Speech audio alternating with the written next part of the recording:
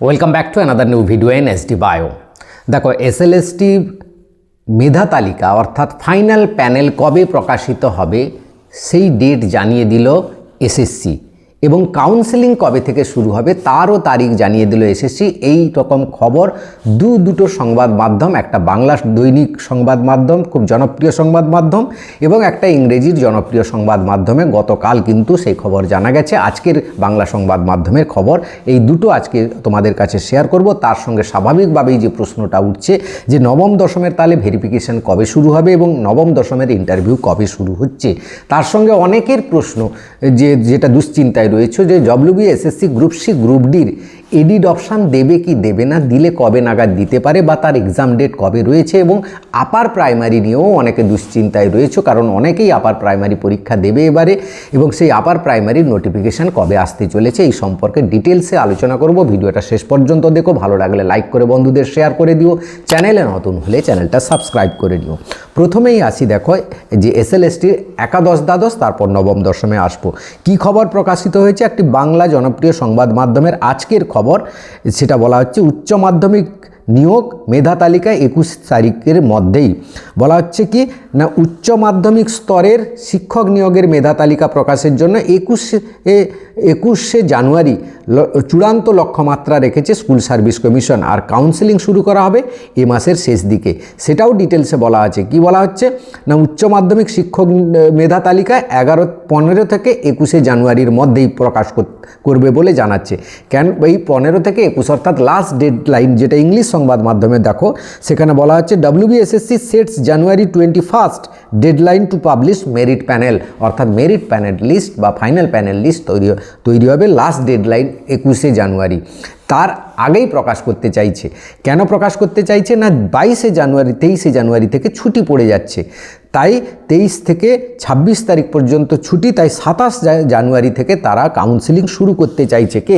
SSC একাদশ দ্বাদশের counselling শুরু করতে চাইছে 27শে জানুয়ারি থেকে, এবং 27শে জানুয়ারি থেকে যদি শুরু হয় কাউন্সেলিং, যার 27শে জানুয়ারি কাউন্সেলিং হবে সে কিন্তু 28শে জানুয়ারি কিন্তু সে স্কুলে গিয়ে জয়েন করতে পারবে। কারণ এই রকমই এক ডেট সুপ্রিম কোর্টে জানিয়ে দিয়েছিল যে 15ই জানুয়ারি কাউন্সেলিং হবে একাদশ দ্বাদশ, 16ই জানুয়ারি থেকে তারা অ্যাপয়েন্টমেন্ট লেটার পেয়ে স্কুলে জয়েনিং শুরু হয়ে যাবে, তাদের ফাইনাল প্যানেল হাতে পেয়ে যাবে, মানে অ্যাপয়েন্টমেন্ট লেটার হাতে পাবে 16ই জানুয়ারি থেকে, এরকম জানিয়েছিল। অর্থাৎ 28শে জানুয়ারি থেকে তাদের কিন্তু অ্যাপয়েন্টমেন্ট লেটার তারা হাতে পাবে। এবার দেখো, যদি এই 28শে জানুয়ারি থেকে তারা জয়েনিং শুরু হয়ে যায়, জয়েনিংয়ের ডেট থাকবে 10 থেকে 15 দিন ডেট থাকে, তার মধ্যে জয়েন করতে হয়, তাহলে এইটা পর্বটা শেষ হয়ে গেলেই কিন্তু নবম দশমের শুরু হবে। অর্থাৎ কি হচ্ছে না, নবম দশমের ভেরিফিকেশান কিন্তু এই প্রক্রিয়াটা এগিয়ে গেলে, অর্থাৎ প্রায় কাউন্সেলিং শেষ হয়ে গেলে সমস্ত টিচাররা যে যার নিজের পছন্দের স্কুল বাছাই করে নেবে, দিলে নবম দশমের যে শিক্ষকরা একাদশ দ্বাদশে চান্স পেয়ে গেল 10 নম্বর পেয়ে, তারা কিন্তু আর নবম দশমের ভেরিফিকেশানে আসবে না বা ইন্টারভিউ প্রক্রিয়ায় অংশগ্রহণ করবে না। এই প্রক্রিয়াটাকেই কাজে লাগাতে চাইছে এসএসসি, সেটা বহুবার আমি তোমাদের বলেছি। তো আজকেও সেটা কিন্তু প্রমাণ হয়ে গেল। অর্থাৎ নবম দশমের ভেরিফিকেশান শুরু হবে first week of February, first week থেকে নবম দশমের ভেরিফিকেশান শুরু হতে পারে, বা লাস্ট উইক অফ জানুয়ারি হওয়ার সম্ভাবনা খুব কম, ফার্স্ট উইক থেকেই হবে, এরকমই খবর রয়েছে। এবং সেটা চলবে 10 থেকে 12 দিন, তারপর ইন্টারভিউ শুরু হবে।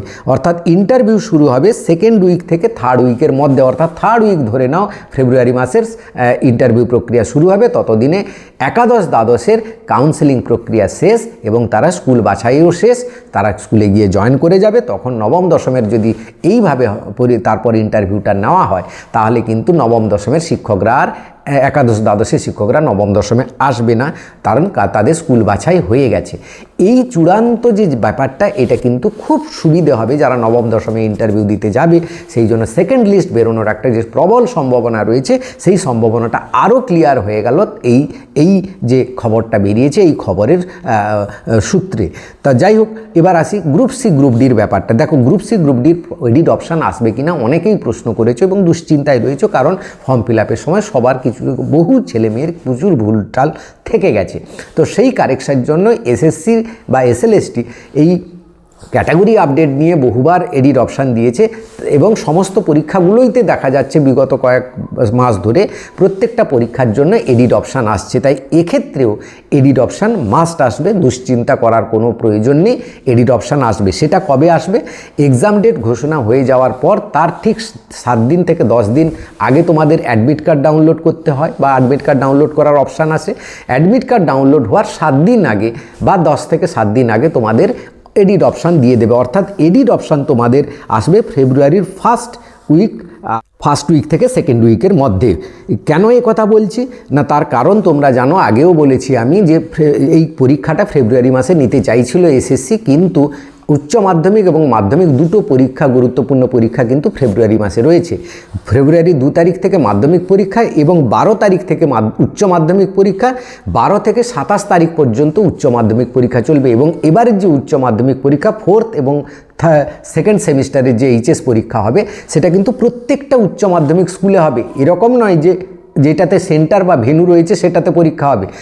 ভেন্যুতে হবে 12-এর পরীক্ষা 4th সেমিস্টার, এবং প্রত্যেকটা স্কুলে যে যার নিজের স্কুলে কিন্তু তার নিজের স্কুলে এইচএসের ছাত্রছাত্রীদের নিয়ে যে 11-এর সেকেন্ড সেমিস্টারের পরীক্ষাটা কিন্তু হবে। তাই প্রত্যেকটা স্কুলে যেহেতু পরীক্ষা রয়েছে, তাই এই 27শে ফেব্রুয়ারি পর্যন্ত কোনো পরীক্ষা কিন্তু নিতে পারবে না এসএসসি বা গ্রুপ সি গ্রুপ ডির পরীক্ষা। তাই এটা চলে যাবে কিন্তু ফার্স্ট উইক অফ মার্চ, অর্থাৎ ফার্স্ট উইকের মার্চের প্রথম সানডে আমি বলেছিলাম, সেটা 1 মার্চ হচ্ছে গ্রুপ সির পরীক্ষা এবং 8ই মার্চ হবে গ্রুপ ডির পরীক্ষা, এরকমই সূত্রের খবর। তাহলে আমাদের এডিট অপশান কবে আসবে? দেখো, এডিট অপশান তাহলে তোমাদের চলে আসবে ফেব্রুয়ারির সেকেন্ড উইক নাগাদ এডিট অপশান আসার সম্ভাবনা রয়েছে।